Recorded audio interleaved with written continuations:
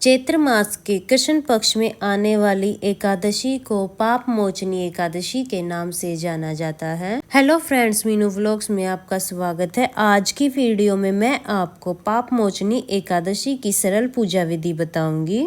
पाप मोचनी एकादशी, जैसा कि इसके नाम से ही वर्णित है, इस एकादशी का व्रत करने से सभी प्रकार के पापों से मुक्ति मिल जाती है। इस एकादशी के दिन भगवान विष्णु का विधि विधान से पूजन किया जाता है। पूजा करने के लिए हम सबसे पहले एक चौकी या पटरा ले लेंगे और उस पर पीले रंग का वस्त्र बिछा लेंगे। तो हम इस पर फूलों का आसन देकर यानी थोड़े से फूल रखकर श्री हरि विष्णु भगवान की फोटो या मूर्ति विराजमान कर लें। मेरे पास फोटो है तो मैं फोटो को विराजमान कर लूंगी। फिर थोड़े से फूल का आसन देकर हम यहाँ पर गणेश जी भगवान को विराजमान करेंगे। मैंने यहाँ पे गणेश जी भगवान को विराजमान कर लिया। सबसे पहले किसी भी पूजा में गणेश जी का पूजन किया जाता है। और अगर आपके पास लड्डू गोपाल है, लड्डू गोपाल की आप सेवा करते हैं, तो लड्डू गोपाल जी को भी आप यहाँ पे विराजमान जरूर करें, क्योंकि हमारे छोटे से लड्डू गोपाल जी भी कृष्ण भगवान का ही बाल स्वरूप है। इसके बाद हम सबसे पहले शुद्धिकरण करेंगे, तो जल में आप गंगा जल जरूर मिला लें। इसके बाद फूलों से ऐसे छींटे लगाते हुए शुद्धिकरण करेंगे। इसके बाद हम दिया जलाएंगे।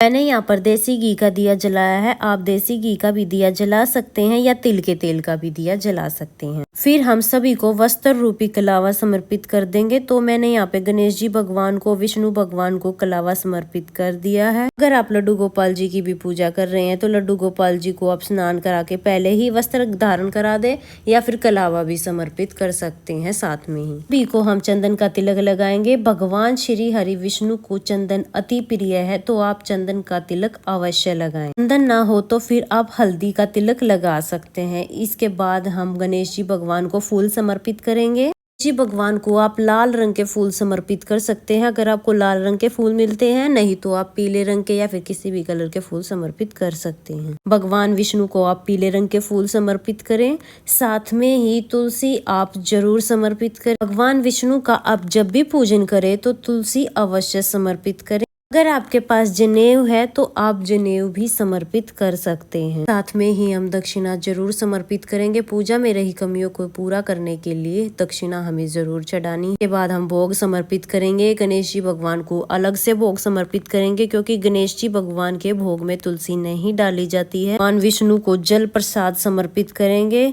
साथ में ही भोग समर्पित करेंगे। ध्यान रहे कि लड्डू गोपाल जी के भोग में और विष्णु भगवान के भोग में तुलसी जरूर रखें। फ्रेंड्स, पाप मोचनी एकादशी का व्रत इस वर्ष यानी 2025 में 25 मार्च दिन मंगलवार को किया जाएगा। इसके बाद हम धूप दीप दिखाएंगे।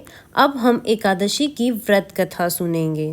व्रत कथा सुनने के लिए हम एक लोटा जल ले लेंगे और अपने सीधे हाथ में तिल के दाने लेंगे और फूल लेंगे। फूल और तिल के दाने लेकर हम एकादशी की व्रत कथा सुनेंगे।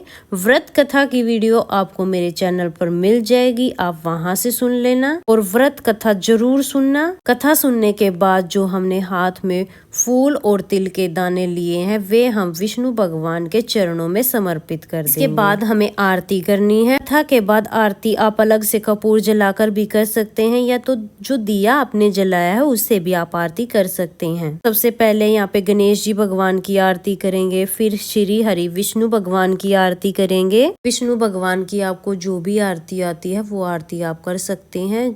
ओम जय जगदीश आप आरती कर सकते हैं, या आपको कोई अलग से आरती आती है तो वो भी आप कर सकते हैं। आरती करने के बाद पूजा में रही कमियों के लिए क्षमा याचना करेंगे और श्री हरि विष्णु भगवान से अपनी मनोकामना पूर्ण करने के लिए प्रार्थना करेंगे। इस तरह से हमारी पूजा पूर्ण हो जाएगी। पूजा के बाद जो जल का लोटा है वो सूर्य देवता को अर्घ दे देंगे और जो भी भोग प्रसाद चढ़ाया है वो पूजा के बाद आप सभी में प्रसाद स्वरूप बांट सकते हैं। फ्रेंड्स, इस तरह से आप पाप मोचनी एकादशी की पूजा बहुत ही आसान तरीके से कर सकते हैं। चौकी हमें एकादशी के दिन नहीं उठानी है, यानी हमें द्वादशी के दिन चौकी उठानी है और रात को भी हमें चौकी पर दिया जरूर जलाना है।